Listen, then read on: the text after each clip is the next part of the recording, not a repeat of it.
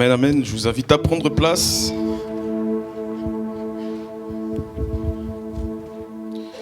Je vous salue dans le nom de Jésus.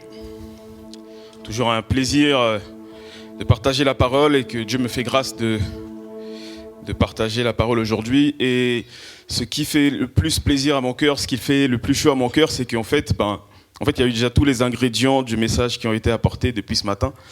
Et je vais tout simplement aller dans la continuité et vous allez comprendre tout simplement le titre du partage de ce matin. Et je me souviens, le pasteur Josué avait fait une prédication un jour et il avait illustré avec un sketch par des jeunes, etc. Et j'aimerais le faire un peu différemment ce matin lorsqu'on va lire le texte pour entrer vraiment en profondeur d'un texte que l'on connaît déjà, que l'on lit souvent. Mais peut-être que souvent on ne fait pas attention à certains mots, à certaines précisions. Et je vais me faire accompagner ce matin par ma tendre épouse qui va lire le texte de Luc chapitre 17, versets 11 à 19. Opératrice, à toi de jouer. Luc 17, verset 11 à 18. À 19. À 19. Jésus, se rendant à Jérusalem, passait entre la Samarie et la Galilée. On voit là que Jésus se déplace d'un point A à un point B et il se rend donc en Galilée. Comme il entrait dans un village, 10 lépreux vinrent à sa rencontre. Jésus, il entre dans un village et il y a 10 personnes, 10 lépreux malades qui viennent à sa rencontre. Se tenant à distance, ils élevèrent la voix et dirent. Jésus passe, les 10 sont assez loin et ils crient vers Jésus. Jésus, Maître. Jésus, Maître. Aie pitié de nous. Aie pitié de nous. Dès qu'il les eut vus, il leur dit, allez vous montrer au sacrificateur. Et pendant qu'ils y allaient, il arriva qu'ils furent guéris. Il se passe là quelque chose de très important. En fait, Jésus, il passe, il y a des gens qui crient, Jésus, aie pitié de nous. Et Jésus, il dit tout simplement, allez voir un sacrificateur. Le sacrificateur, naturellement, a sa fonction, mais avant tout, c'est un homme aussi. Et je me suis fait la réflexion, mais lorsque je lisais ce texte, il y a quelque chose que je n'avais pas perçu. Parce qu'aujourd'hui, je peux dire à un frère, je peux dire à une sœur, va voir le pasteur, va parler, va échanger, on va prier. Et généralement, la réponse que j'ai, c'est, mais c'est un homme. Qu'est-ce qu'il va faire de plus? Qu'est-ce qu'il va faire de différent? C'est un homme comme moi, pourquoi est-ce que je dois aller voir le pasteur? Et là, Jésus, il voit les 10 lépreux, il dit tout simplement, allez voir le sacrificateur. Et il se passe quelque chose dans la suite de ce texte que vous connaissez, que nous connaissons, et on poursuit. Dès qu'il les eut vus, il leur dit, allez vous montrer au sacrificateur. Allez vous montrer au sacrificateur. Et pendant qu'ils y allaient, il arriva qu'ils furent guéris. Oui. L'un d'eux, se voyant guéri, revint sur ses pas, glorifiant Dieu à haute voix. L'un d'eux, sur le chemin, il se voit guéri, mais la question c'est, sur ce chemin-là, ils étaient 10. L'un d'eux se voit guéri, mais est-ce qu'il a crié vers les autres pour dire « Hey, je suis guéri » Ou est-ce que les autres ont oublié, ils ne s'en sont pas rendus compte? Mais l'un d'eux se voit guéri et il décide de faire demi-tour pour glorifier Dieu. Il tomba sur sa face, au pied de Jésus et lui rendit grâce. Oui. C'était un Samaritain. Jésus, prenant la parole, dit. Jésus prend la parole, il dit. Les 10 n'ont pas-ils été guéris? Les 10 qui ont crié là n'ont pas été guéris sur le chemin? Et les 9 autres, où sont-ils? Les 9 autres, où sont-ils? Ne s'est-il trouvé que cet étranger pour revenir et donner gloire à Dieu? Un seul est revenu pour donner gloire à Dieu et remercier Dieu. Puis il dit, lève-toi, va, ta foi t'a sauvé. Lève-toi, va, ta foi t'a sauvé. Amen. Il y a des secrets qu'on pense détenir que lorsqu'on est dans un cercle de commérage donné. Il y a des secrets qu'on pense détenir que parce qu'on fait partie d'une élite donnée. Il y a des secrets qu'on pense détenir en se disant « je suis arrivé au niveau où je suis parce que j'ai un secret que personne a ». Alors qu'il y a des choses mais tellement basiques que nous connaissons et ce sont des mots qu'on a entendus depuis ce matin. De dire merci. Merci. Des choses aussi basiques que l'homme a tendance à oublier parce que l'homme se suffit à lui-même. Et pour moi, se rabaisser à ce niveau de dire merci, c'est ça le début de l'élévation. L'homme a tendance à oublier. Le livre d'Exode a amené la loi avec Moïse. Et lorsque vous lisez Deutéronome, on a l'impression de relire le livre d'Exode. Parce que Deutéronome signifie c'est la répétition de la loi. Alors pourquoi est-ce que Dieu donne la loi dans Exode? On lit Deutéronome, on retrouve grosso modo les mêmes choses. Il y a un adage qui dit que la répétition est la mère de la science. Dieu se répète dans Deutéronome, dans le discours de Moïse, si vous lisez le livre de Deutéronome, Dieu se répète parce que l'homme a tendance à oublier. Parce que l'homme a tendance à oublier. Dieu a parlé, demandé à Moïse d'écrire. Et Dieu est descendu en la personne de Jésus et Jésus a parlé. Et on a vu notre frère Dorel qui a réclamé la parole de Dieu. Oui, c'est bien. Il faut la méditer, il faut la lire jour et nuit. La Bible nous sert d'exemple. Tout ce qui est écrit, c'est pour nous servir d'exemple. Et tu peux recevoir ta bénédiction, mon frère, ma sœur. Et quand Dieu te bénit, tu oublies. Lisez le chapitre, le cantique de Moïse dans Deutéronome chapitre 32. Oui, Moïse a écrit un cantique. Au risque de surprendre. Dieu a donné le miel, Dieu a donné le lait au peuple, Dieu a donné le raisin, etc. Ils ont commencé à manger, ils ont bien mangé, ils ont grossi, ils ont pris du poids. Mais après, ils ont oublié Dieu. Ils ont oublié la source de la bénédiction. Ils en sont arrivés à oublier le Créateur pour se tourner vers d'autres dieux, des nouveaux dieux faits de mains d'hommes. Ils ont oublié l'auteur de leur salut. Et Dieu a décidé d'utiliser un autre peuple pour les punir. Mais je ne vais pas trop rentrer dans les détails de ça. Mais ce que je voudrais qu'on retienne, chers frères, chères sœurs, c'est que Dieu est jaloux. Et quand Dieu bénit, Dieu reste toujours là. Dieu m'a béni dans ma vie, il est toujours resté là. Toutes les fois où il y a eu une situation ambiguë, c'est moi qui suis parti de la présence de Dieu. Et on a lu dans ce texte, le lépreux sur le chemin, il est revenu là où il a croisé Jésus pour rendre gloire à Dieu. Quand Dieu te bénit, Dieu reste là. Tel un frère qui a reçu une bénédiction de Dieu, en étant célibataire, il a prié, il a dit « Seigneur, je veux me marier ». Il s'est marié, il a continué de servir Dieu. Telle une sœur qui a voulu avoir un enfant, elle a eu cet enfant, elle a décidé de continuer de servir Dieu. Et le frère ne dit pas « Ah, maintenant je suis marié, donc je suis dans une autre dimension, etc. » Et je me souviens, je vais parler d'un frère aujourd'hui, bon, il est là dans la salle, c'est le frère Joël, Joël Rassolo Zanani. La première fois que j'ai vu Joël, je me suis retrouvé en Joël. Parce que timide comme moi, parce que vous me voyez là parler comme ça, je suis un grand timide. Hein. Et la première fois que j'ai vu Joël, j'ai dit, mais il est timide comme moi. Et je ne sais pas si lui, quand il m'a vu, il s'est dit, moi aussi, je suis timide comme lui. Mais peut-être quand deux timides se croisent, ça s'annule, je ne sais pas. Mais en tout cas, quand j'ai vu le frère, je me suis dit, mais ok, je me reconnais en lui. Mais j'ai vu son évolution, il s'est marié, il n'a pas arrêté de servir Dieu. Il a pris sa guitare, il a continué de servir Dieu. Et donnez-lui un micro, vous allez voir ce qu'il va faire ici. Mettre tout le monde dans l'ambiance et tout. Et quand je vois le frère, je me dis, oui, il a reçu la bénédiction, il a continué dans le ministère. Et ça m'a fait du bien. Voilà, je trahis mon frère que j'aime beaucoup, en tout cas, voilà. Mais il y a des choses que j'entends parfois, et je me dis, mais Seigneur, augmente-nous la foi. Parce que vraiment là, ah mais Seigneur, je suis marié, bon ben je ne peux plus aller te servir. Seigneur, j'ai un enfant, mais comment je peux venir chanter encore? Ce n'est plus de mon domaine. Tu n'as plus le temps de chanter pour le Dieu de ta jeunesse.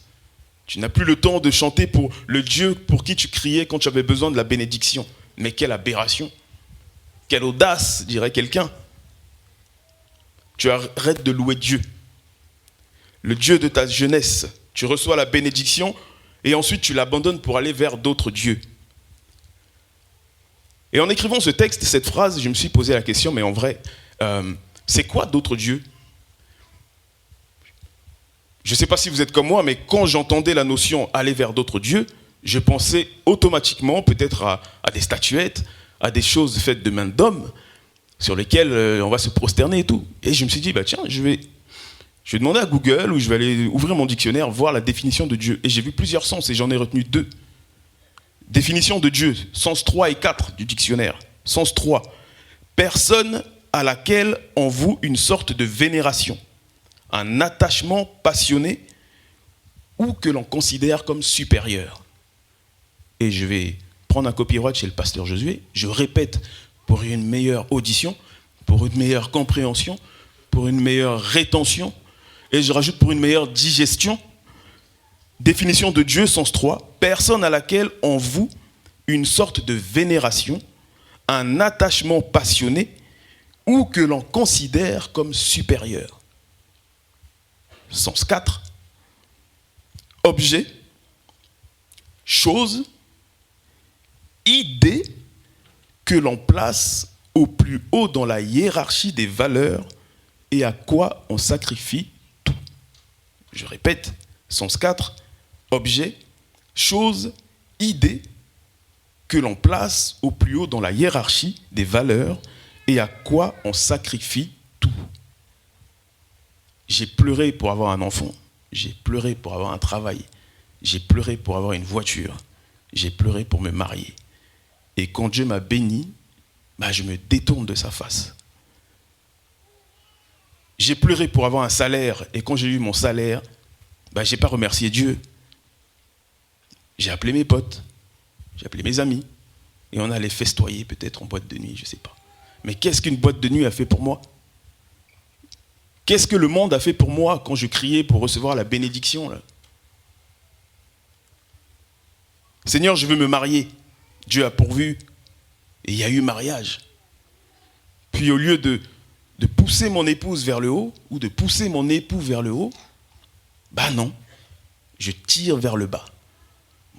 Ah mais toi tu sers trop Dieu, non. On ne va pas aller dans la présence de Dieu tous les jours. Non, toi tu es trop attentif ou attentive à la parole. Non, on ne va pas aller à l'église. On va faire ça, on va faire ça.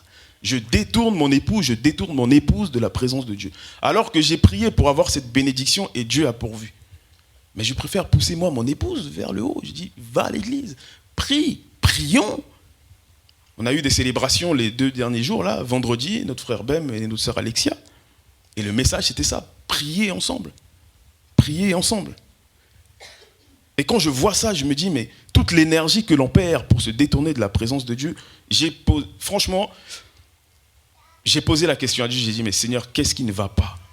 Qu'est-ce qu'on n'a pas encore compris, en fait ? Qu'est-ce qui ne va pas ?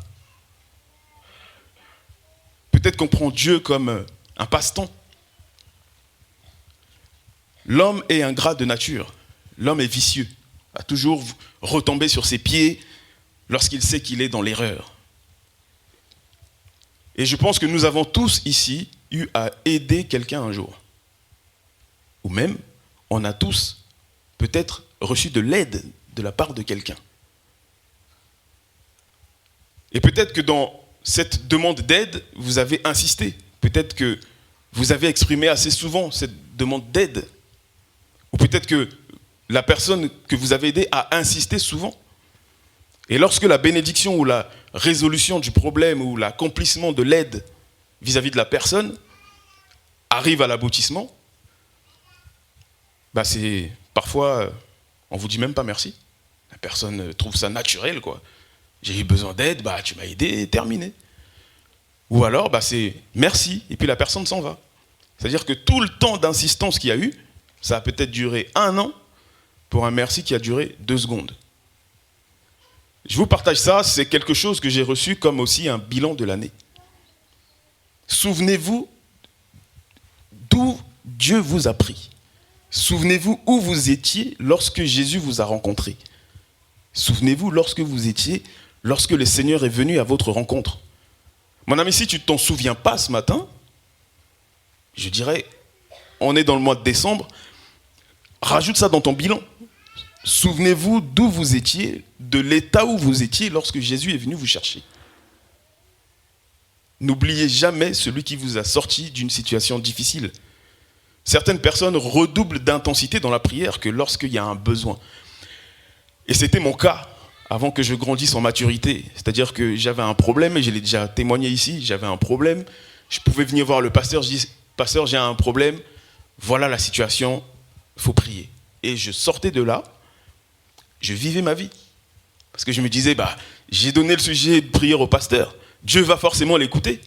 Et je priais même pas moi-même pour mon besoin, ni pour mon sujet de prière. Parce que je me disais, mais si le pasteur y prie et que Dieu ne résout pas ce problème, à combien plus forte raison moi ?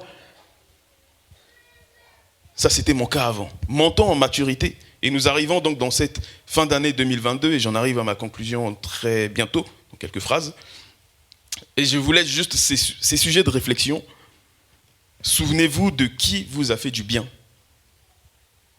Souvenez-vous de qui vous a fait du bien cette année, les années précédentes.